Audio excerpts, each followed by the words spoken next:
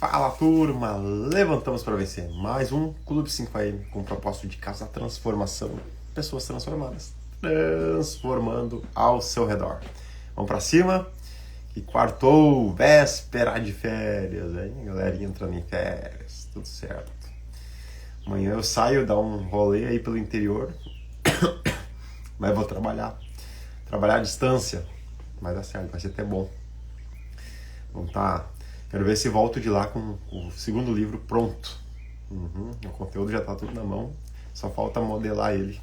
E agora com umas ferramentinhas aí de inteligência artificial, já me deram todas as aulas, vamos ver se vai dar certo. Eu sou meio devagar com essa tecnologia, mas espero fazer fluir e voltar com ele já modelado.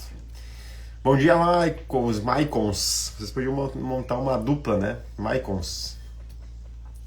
Gustavo e Betina, Moisés, sejam bem-vindos. Tive um própolis ontem, dormi que era uma criança, né? Beleza. Hoje de manhã acordei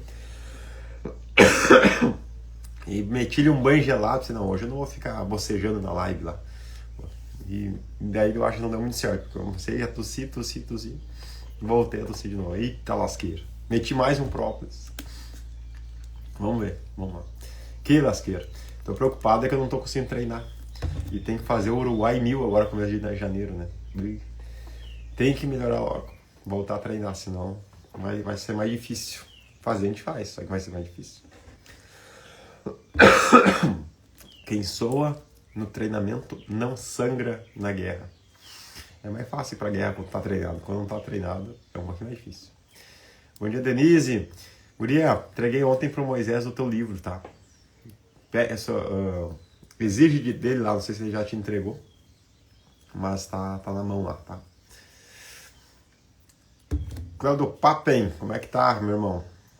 Fiquei sabendo aí, ontem conversei um pouquinho contigo, né, de Santa Catarina, eu trabalho na área da construção civil. Seja bem-vindo, cara, sempre bem-vindo aí. Então vai no 5am e vamos dar-lhe ficha para ir para fase 2. Fase 2 é sondagem de solo. Pensa que toda obra deveria receber uma sondagem de solo. Como a maioria das obras são obras mais populares, médio padrão, em loteamentos assim que a gente já conhece o terreno, dificilmente se faz sondagem de solo. Porém, casas pequenas, térreas, né? Porém, em obras um pouco maiores, já vale muito a pena vir com a sondagem de solo. Por quê? Quando tu faz a sondagem do solo, tu sabe exatamente o que tem naquele solo e tu não precisa exagerar na estrutura. Então tu vai fazer uma obra de 2, 3 pisos em diante e tu tem a sondagem do solo. O engenheiro lá que calcula as estruturas sabe exatamente os coeficientes de carga que ele precisa aplicar ali no projeto e não vai precisar exagerar. Eles chamam de... não vai precisar do coeficiente do cagaço, que é exagerar, né? Exagerar ali nas ferragens para garantir que não vai ter problema, né? Porque o engenheiro estrutural ele tem responsabilidade técnica sobre estruturas, então ele tem que fazer os cálculos que fiquem realmente seguros, tá? Para aquela obra. Então, com a sondagem de solo, isso viabiliza um cálculo mais exato, porque ele sabe se aquele solo é mais arenoso, é mais argiloso, é mais rochoso, também a profundidade dessas micros e tal. Então, com certeza, em obras maiores, sempre vai valer a pena sondagem de solo, beleza? Isso aí é uma obra normal aí do dia a dia, né? Bom dia, Regis. Como é que tá, meu irmão? Levantamos para vencer. Nosso meia maratonista já, né? Em breve vai ser nosso maratonista. Vamos lá, gente. Desculpa, a gente vai ser assim hoje, vai ser assim. Tô com uma aguinha para ajudar. E depois ainda temos um evento aqui, o Maicon vai estar aqui, né, conosco. O Maicon com C. Temos o workshop de estratégias imobiliárias. Quero ver, amanhã toda aí. Daqui a pouco aquece aí a voz, o corpo e para essa tosse. E no livro eu usei esse exemplo, essa analogia, né? Essa analogia da sondagem de um solo para nós sondarmos a nós mesmos. Já entregou? Top! Que legal! Show!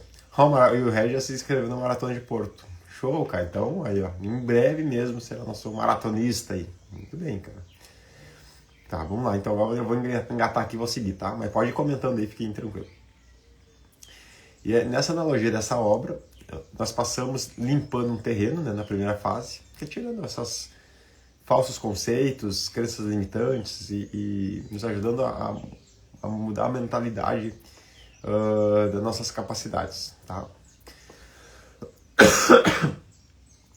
E agora a gente vai dar uma sondada lá no nosso interior para ver o que tem aqui dentro. Se é um solo mais malzinho, né, mais fácil, mais ensinável, ou se é um coração de pedra, que duro, né, cheio de traumas, assim, que com dificuldade de se atualizar, de se reinventar e tal, né? Bom dia pro Josel, rei do concreto, como é que tá, meu irmão? Seja bem-vindo. E aqui, quando começa a fase 2, tem uma breve introdução sobre isso. E eu separei uma frase aqui para nós. Identidade e propósito são as nossas máquinas de sondagem. Vamos descobrir quem você é e para que você nasceu. Então, aí... meu chapéu, hoje vai ser trancado, mas vamos lá. Essa identidade e propósito é essa máquina. Que nós vamos perfurar esse solo e nós vamos descobrir o que tem aí dentro. Qual que é quem realmente você é e para o que você nasceu, né? Então esses dois entendimentos são muito importantes para você realmente dar certo na vida, você vencer na vida. No momento que você entende a tua identidade e está firmada nela e encontra o teu propósito, tá? O propósito, fica tranquilo, ele é encontrado na jornada, ele não é algo assim que vem muito solto, assim. Tu tem que estar na jornada, se experimentando, e tu vai encontrar o teu propósito. Mas é importante que você já tenha a base para isso, tá? Já falei aqui que o meu propósito é ser transformando ao meu redor. Tem a ver com ensino e tal, por isso que eu tenho me dedicado muito a isso, tá? Mas vamos lá, identidade. Começando o capítulo 1 na página 54, tá? Aqui eu vou tentar não ser muito longo, porque senão a gente vai a manhã toda aqui falando só sobre esse assunto. É bem, muito profundo aqui. O livro, na verdade, está bem resumido ainda. A gente poderia aprofundar bem mais, tá? Identidade é algo individual, cada um com o seu código genético. Marca digital única na história da humanidade. Nunca houve, nem haverá outra digital igual à sua. Coisa incrível isso, não? Já parou para pensar que você é um ser único na história da humanidade? Não é agora aqui na tua cidade, no teu país, é na história da humanidade. Você é um ser único.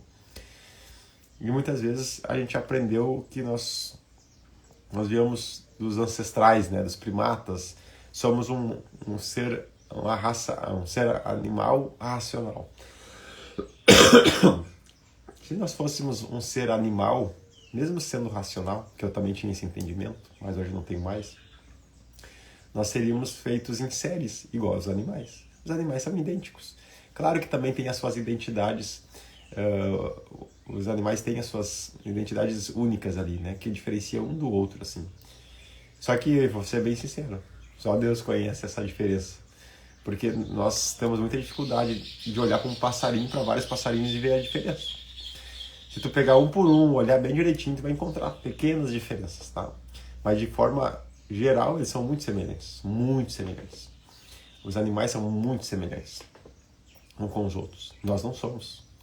Nós somos bem diferentes uns com os outros.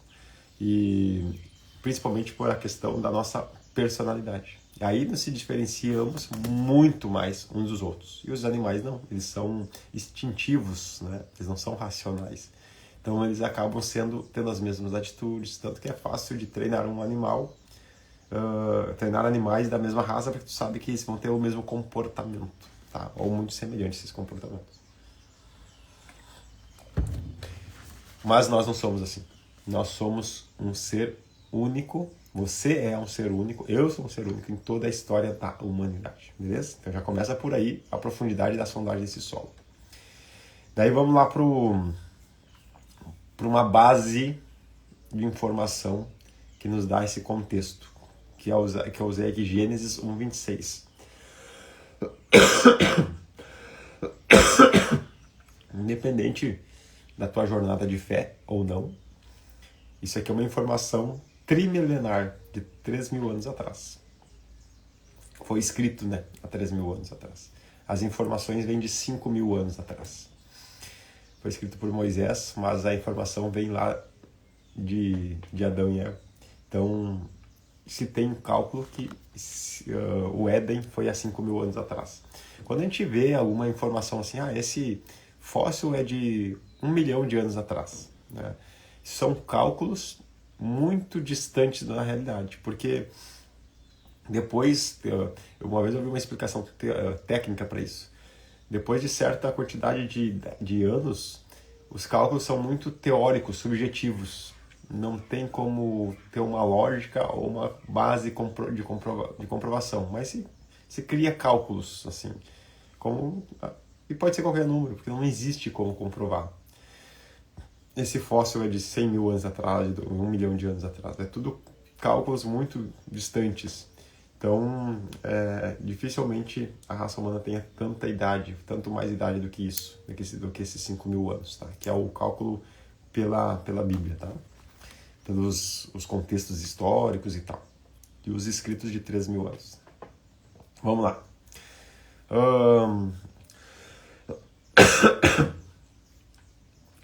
Vamos lá para ler Gênesis 1:26. E disse Deus, façamos o homem à nossa imagem, conforme a nossa semelhança. Isso é final da página 54. Daí, indo para a página 55, está escrito assim, ó. Isso significa que você representa quem Deus é aqui na Terra, não como um produto do acaso, mas como um projeto perfeito da criação. Aí eu discorro algumas coisas um pouquinho mais meio sarcásticas assim, cara.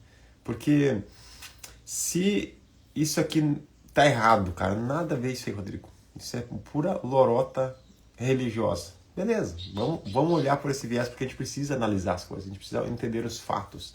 Eu estava dando aula para as crianças domingo sobre... O que nós estávamos falando domingo? Sobre o nascimento de Cristo, né? Que tinha a ver com o Natal e tal, né? E daí um menino falou assim, professor, como é que o nascimento de Cristo é 5 dias antes do próprio começar o ano, né? Que seria a data do nascimento dele. E daí umas crianças meio que deram risada e disseram, não, é importante. É pessoas assim que mudam o mundo, que se questionam, não aceitam qualquer informação. Engolem qualquer informação sem questionar. E aqui também, vamos questionar essa informação. E eu fui um pouco sarcástico aqui, mas é importante a gente questionar. Cara, nada a ver isso aí. Não tem validade isso que tu está falando. Beleza. Se não tem validade essa questão da criação, porque tem duas vertentes, né? O criacionismo e o evolucionismo. Então, o evolucionismo é que você aprendeu, eu e você aprendemos na escola, que nós viemos de um ser unicelular, que virou pluricelular, que começou a ter pés, saiu para a terra, começou a se rastejar, a ter pés, foi crescendo, foi evoluindo, começou a andar em 4 patas, depois em 2 patas, daí se tornou os primatas, e daí foi indo, evoluindo até se tornar o homem. Daí, essa teoria disso se traduz em milhares e milhares de anos, tá? Se a gente vier por essa teoria, a gente vai ter uma lógica que tudo isso aconteceu através do Big Bang, que foi uma explicação que foi do acaso. Assim, cara, não tem uma explicação para isso. Não consegue chegar a uma lógica. Tá, mas quem que está regendo tudo isso? Como é que isso aconteceu? Não, cara, isso aí é o acaso. Tudo que existe é o acaso.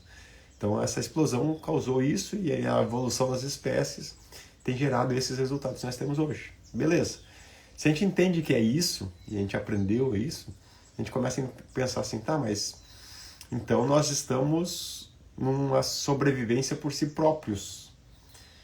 E no mundo animal, na sobrevivência por si próprio, não tem regra, cara. O que vale é a minha sobrevivência. E aí a gente começa a entrar assim que, pra mim sobreviver, se precisar eu te mato. Porque eu vou sobreviver, tá entendendo? Se precisar eu passo por cima de ti, porque eu vou sobreviver. E muitas vezes a própria família, a mãe, o pai ali, daquela espécie de animal, sacrifica para os próprios filhos para sobreviver. Pode ver que às vezes eu vou ter um filho que um filhote, né, que nasce com defeito, coisa assim, eles deixam de lado porque vai atrapalhar a manada. E teve, não sei se tem isso ainda, né, mas eu sei que teve períodos da história da humanidade que esse conceito era real, né? Se tu pegar lá os espartanos, né, as crianças com defeitos, não vamos usar a palavra defeito, né, que nasciam com alguma deficiência física, elas eram extirpadas da sociedade, ou elas eram mortas ou largadas, porque elas não tinham um contexto que eles acreditavam na perfeição do corpo humano. Pensa para parar nesse negócio. Se não tem essa lógica que eu acabei de ler aqui, cara, eles estão certos, porque o que vale é a minha sobrevivência. Porque no momento que eu morri, acabou. Não existe moral, não existe valores e princípios acima da minha própria vida. Não existe um bem maior que está acima da minha própria vida. O que existe é a minha vida. E é o cenário de sobrevivência. Esse é o cenário do evolucionismo. A gente não para questionar muito isso, cara. Será que é esse o caminho? Ou não? Cara, ou não. Tem um sentido maior na vida. Tem um sentido mais amplo. Por que nós estamos aqui? Por quê? Da onde nós viemos? Quem nós somos? Qual que é o nosso propósito de vida? Assim? E a gente tem que se questionar essas coisas, tá? E é sobre isso que o livro vem dar uma mexida nesse sentido aqui, da tua identidade. Vamos lá, na página 55, no meio dela ali, tem uma citação de um salmo. E esse salmo aqui é bem específico, tá? O Salmo 115:16 diz assim: os céus são os céus do Senhor, mas a terra a deu aos filhos dos homens. Então ele está dizendo assim que Deus tem a plenitude de tudo, mas ele deu uma herança para o homem, que é governar sobre a terra. A gente acabou de ler aqui sobre isso. Gênesis 1:26. E nós temos uma missão aqui, que daí a gente vai entrar lá depois no propósito, tá? Só que para nós avançar nesse propósito, a gente tem que entender quem nós somos. Senão a gente avança distorcido, sem um sentido de origem, sem um sentido de identidade, sem um real sentido assim, cara, quem sou eu? Com que base que eu estou indo para lá? E essa é a maior dificuldade das pessoas. E aí, cara, isso é um sentido espiritual, tá? Quando eu falo das 5 capacidades, nós vamos falar depois, na fase 3 desse livro, mas boa parte de vocês já me viram falar sobre as 5 capacidades, é espiritual, é a última delas que eu trato ela como maior, mas quando tu não tem essa base para se direcionar a algo, essa base de identidade, muitas vezes tu vai se deparar com problemas emocionais, porque as emoções é um estado. Ontem eu estava meditando isso, ontem à noite eu estava meditando e me veio esse insight. As emoções, a emoção do humano é um estado. Como assim, Rodrigo? Vou dar um exemplo. A água, ela está num estado, né? Aqui, como ela está em temperatura ambiente, ela está no estado líquido, certo? Se eu esquentar ela aqui, ela vai começar a chegar a certo grau, ela vai começar a evaporar, vai se tornar estado gasoso. Se eu colocar no congelador, depois de um tempo, ela vai se tornar um estado sólido. Então ela se alterna conforme o ambiente. E as emoções é um estado, né? Dependendo do ambiente que tu tá. Se tu não tem uma identidade bem consolidada, tu vai se moldando. E às vezes tu tá evaporando. Às vezes tu tá em líquido, não tem consistência. Mas quando tu tem uma base bem sólida, tu tá firme, tu tá sólido, né? Tu aguenta tranco. Então entender quem você é vai te dar base para você não ficar como folha seca, sendo levado para qualquer lado, dependendo do vento. O vento te empurra para cá, agora o vento te empurra para lá. A sociedade te mostra isso, a sociedade te mostra aquilo, as pessoas ao redor falaram que tu é isso, tu enfrentou uma grande dificuldade no teu relacionamento, no teu casamento, enfim, e daí tu foi conduzido àquilo. Não, cara, tu precisa ter uma identidade bem definida, bem sólida, para que você realmente se posicione perante o restante. Não o restante te posicione quem tu deve ser. Você deve andar por decisão, não por condição. Como assim? Se eu sei quem eu sou exatamente, eu vou decidir o rumo da minha história. Se eu não sei quem eu sou, as condições ao meu redor vão decidir o rumo da minha história. Entendido? Ficou claro aí? Essa parte tô sendo claro nesse sentido.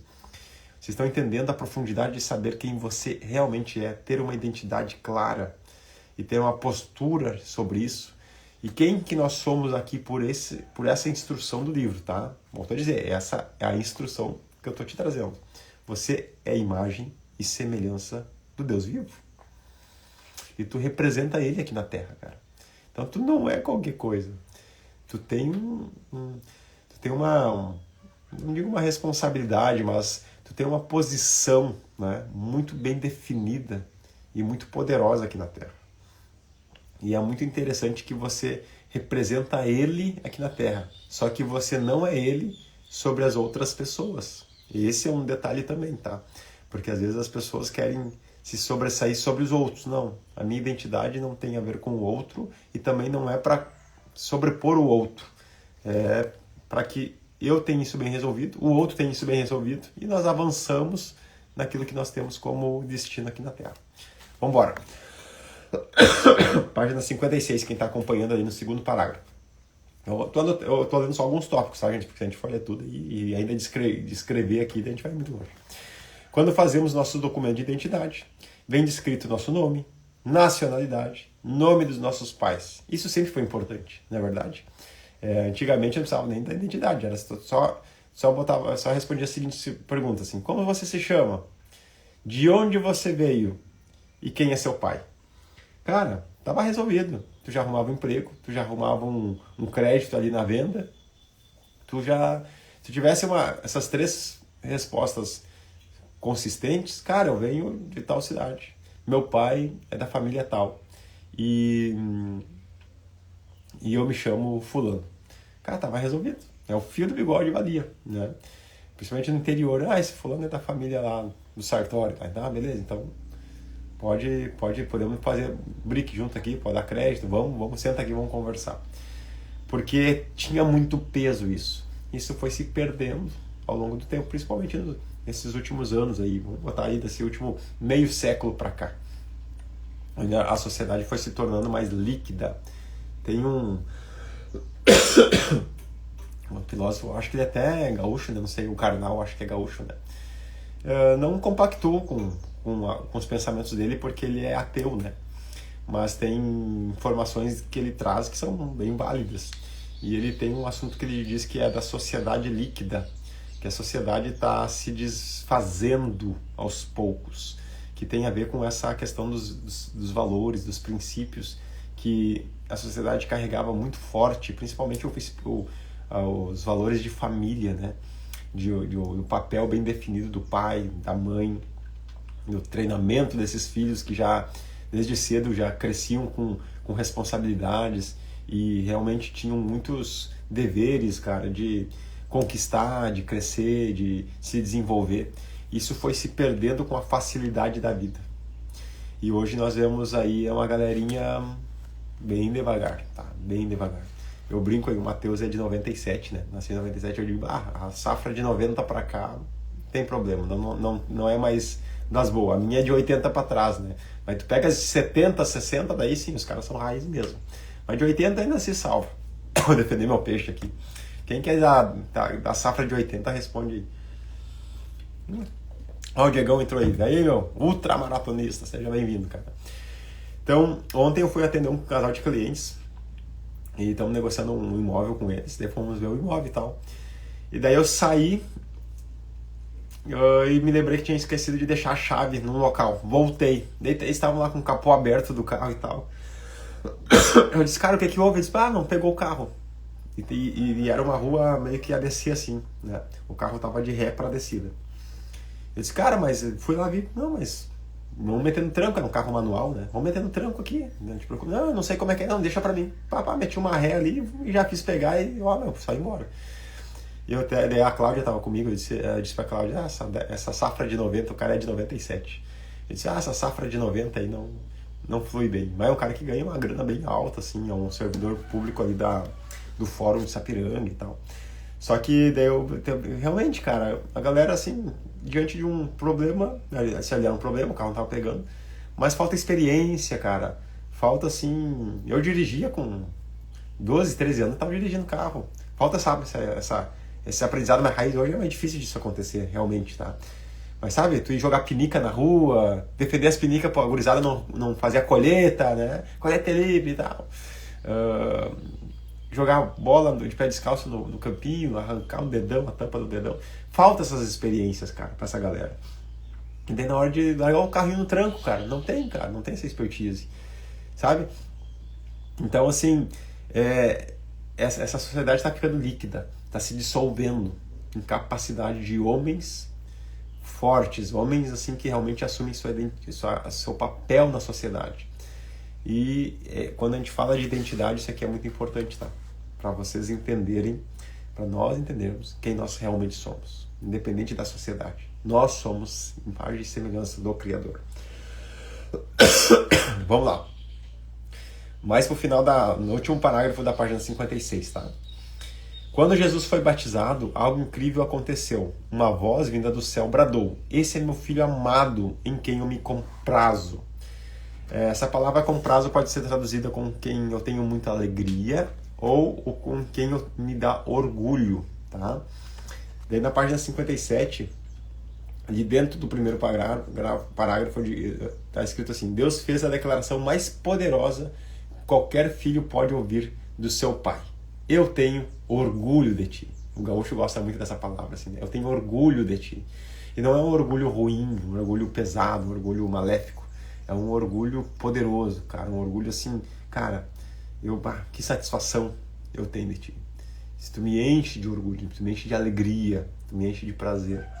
Quando um pai declara isso para os filhos, para o seu filho, tu aprofunda as raízes de identidade em quem ele é. Você que é pai, precisa declarar isso para os seus filhos. Eu falo para as gurias, tá? Eu tenho orgulho de você. E meu pai ele tinha dificuldade de falar isso. Eu comecei a ouvir isso dele nos últimos anos de vida dele, né? Foi onde a gente desenvolveu uma amizade muito profunda. Mas eu fiquei sabendo depois dos meus amigos do meu pai, né? Que eles falavam muito sobre isso. Como teu pai tinha orgulho de ti.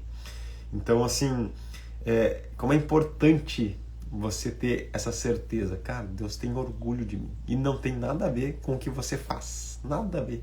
Se tu pega esse episódio de Jesus no batismo, Jesus não era ninguém. Claro, ele tinha uma postura porque ele era um mestre, né? Ele tinha passado ali os processos de desenvolvimento para a época dele, mas não era ninguém famoso. Então ele provavelmente entrou na fila lá do batismo. Aquela galera que estava ali não estava ali por ele. Provavelmente ele estava ali como um desconhecido, tá? Mas João Batista, que tinha a revelação do Espírito Santo, reconheceu ele como o enviado, ao Cristo, tá? Então, mas mesmo Jesus sem ter feito nada, cara, esse entendimento me explodiu a cabeça quando eu entendi esse processo. Mesmo sem Jesus ter feito nada de nada, o céu se abriu e veio uma voz sobre ele e disse: "Esse é meu filho amado, em qual eu tenho orgulho." Tá entendendo? Não interessa o que tu fez, ou o que tu faz, ou o que tu vai fazer. Não interessa. Deus olha para ti pela ótica dele, da criação dele para você. Porque você foi pensado antes mesmo da fundação do mundo. Você precisa ter isso em consciência. Antes mesmo da fundação do mundo, Deus já pensou em você. Ele não fez um mundo e depois, vou botar o Rodrigo ali dentro. Não. Ele já tinha o Rodrigo pensado e ele preparou o mundo para receber o Rodrigo. Mas tem guerra, mas tem isso, mas tem aquilo. Mas Deus não preparou isso, foi nós que preparamos isso. Porque a terra foi dada aos homens. Nós somos os donos da terra. E o que tem de bom, o que tem de ruim é culpa nossa, e o que tem de bom também é culpa nossa. Só que quando a gente olha para a natureza, só tem bom. A natureza nos fornece tudo que é bom. É nós que deturpamos essa função, por falta de identidade, quem realmente nós somos. Certo? Deixa eu avançar aqui. No segundo parágrafo da página 57. Aqui eu cito porque a minha cabeça explodiu assim, quando eu estava numa aula sobre paternidade, numa escola ministerial, onde me abriu esse entendimento de que eu era um filho amado, mesmo sem ter nada relevante feito, nenhum feito relevante na vida. Eu já era um filho amado. E daí eu sigo escrevendo aqui. Nessa aula eu percebi que também sou filho amado, e mesmo sem grandes feitos, meu pai tem orgulho de mim. É isso que eu quero que, ao ler esse livro, nessa parte, nessa segunda fase, você tenha plena consciência. Não interessa, cara, o teu status social, as tuas conquistas. Deus tem orgulho de ti. Você já é mais convencedor, você está aqui. E não desperdice essa chance de realmente viver como um filho, tá? Se você pegar lá a parábola do filho pródigo, né? Conhece a parábola do filho pródigo? Bota assim, eu conheço. Talvez você nem nunca pisou numa igreja, mas conhece a parábola do filho pródigo. Na verdade, não é a parábola do filho pródigo, é a parábola de um pai que tem 2 filhos. Essa é o real entendimento dessa parábola. Só que alguém escreveu como título, e daí fica nas Bíblias lá o título, né? Isso é escrito ali na formatação, parábola do filho pródigo, porque deu mais ênfase no filho pródigo, mas na verdade não é, cara. O ator principal dessa parábola não é o filho pródigo. O ator principal dessa parábola é o pai. E esse pai tinha 2 filhos. O filho pródigo, que pegou a herança, desonrou o pai, que a herança, pediu a herança em vida, e a herança era entregue em morte. Então ele disse assim, pai, tu pode morrer, eu quero a minha parte da herança. E seguiu a vida. E o filho que ficou em casa, que também não se sentia como um filho. Como assim, Rodrigo? Se tu pegar lá e depois for ler, estudar, tu vai ver que ele diz assim, eu tô a vida toda aqui trabalhando e não recebo uma festinha, agora esse aí que veio daí, o senhor já tá fazendo um banquete e tal. Porque ele não tinha identidade de filho. Ele também era um órfão dentro de casa. Ele não reconhecia o seu pai. Não sabia quem ele era, não tinha uma identidade de filho mesmo. E aquele pai diz assim, cara, tu sempre esteve comigo. Tudo que é meu é teu. E quando esse pai fala isso, é a mesma palavra que Deus fala para nós. Meu, tu sempre esteve comigo. Tudo que é meu é teu. Só que a gente se comporta como esse filho que ficou em casa, que faz tudo certinho, sabe? Que declara assim, eu não mato, eu não roubo, eu não me prostituo, e a vida é ruim assim pra mim. Filho, tu sempre esteve comigo. Tudo que é meu é teu. Vamos pra cima. Tá? É esse entendimento, cara. Porque a gente olha pro filho pródigo, que é o que tá fazendo as coisas erradas aí na sociedade. E quando ele se arrepende, a gente acha ruim ainda. Não, mas tava até ontem roubando e agora tá que nem um santinho na igreja. Isso não tá certo. Eu já vi isso aí, cara. Ixi. E nós se comportamos como outro filho. E quem que é esse pai? É Deus. Esse pai é Deus. E ele tem essa parábola que Jesus conta depois. Com esse episódio dele sendo batizado, cara, quando tu começa a estudar isso, entender como isso funciona, ligado à tua identidade, tu nunca mais é o mesmo. E tu não anda mais por condições externas, mas tu anda por decisão própria, porque tu sabe quem tu é. Beleza? Vamos avançar aqui para gente poder terminar isso aqui hoje. Página 57, finalzinho lá. Sua identidade é única de um filho poderosamente amado e nada mais importa. Pois a partir dessa verdade, nada te impedirá de viver para aquilo que é o seu propósito. Que amanhã a gente vai falar sobre isso, sobre propósito, tá? E ali vem as atividades. Então, essas atividades é mais reflexiva, alguns pontos, mas você pode escrever, fica à vontade. E se dedica a elas, assim, tira tempo, tá? Não precisa ler todo o livro correndo, tá? Ontem o Fábio que trabalha conosco disse, cara, já li teu livro. Eu disse, tu tá fazendo as atividades? Não, eu gosto de ler pela segunda vez e daí preencher, né? Eu disse, não, beleza, cara. Só que se tu não fazer as atividades, vai ser só um livro legal de ler. Porque ele é um livro legal de ler. Quem tá lendo sabe que ele é um livro legal de ler. Mas ele não é para ser um livro legal de ler. É para ser um livro de confronto, de transformação. Daí teve um cliente meu que me ligou ontem, o Antônio, que a gente estava falando no telefone sobre uns negócios. E ele disse, cara, tô lendo o teu livro. Só que tá difícil, diz ele. É muito difícil responder aquelas tarefas. E por que está sendo difícil para ele responder aquelas tarefas? Porque ele está tentando fazer com verdade. E daí ele tem que entrar lá dentro dele mesmo, cavocar algumas coisas. E ele me disse assim, cara, mas está sendo um confronto total. Tem coisas aqui que tá acontecendo muito diferente. Então, eu disse, cara, esse é o objetivo do livro. É realmente causa desconforto através de um confronto pessoal, interno, e você se esforçar para preencher isso aí, para que coisas aconteçam. Beleza, gente? Show? Esse episódio da identidade, talvez para alguns, seja o mais importante de todo o livro. Tá? Para mim, isso aconteceu em 2016. Eu vou te falar até a data ali, setembro de 2016. Eu aprendi isso aqui. Foi quando eu tomei a decisão, não foi agosto de 2016, desculpa. Foi quando eu tomei a decisão de largar meu emprego, que era muito bom, para ir viver coisas que eu nem sabia o que eu iria viver. Eu só estava confiando que algo iria acontecer. Para tomar decisões difíceis, cara, tu precisa saber quem tu é. Senão tu não toma decisões difíceis, certo? Então vamos para cima. Tenha uma ótima quarta-feira. E vamos lá. Daqui a pouco eu vejo o Maico aqui que vai estar conosco no evento aí. E sigam numa leitura, preencham as tarefas e vamos botar para derreter. Papai do céu, tu és um pai bom, que sempre nos ouve. Somos gratos a ti por toda a tua graça, por todo o teu favor, por todo o teu amor poderosamente derramado sobre nós. Que nossa alma possa ouvir essa voz que vem dos céus. Que o Senhor tem orgulho de nós.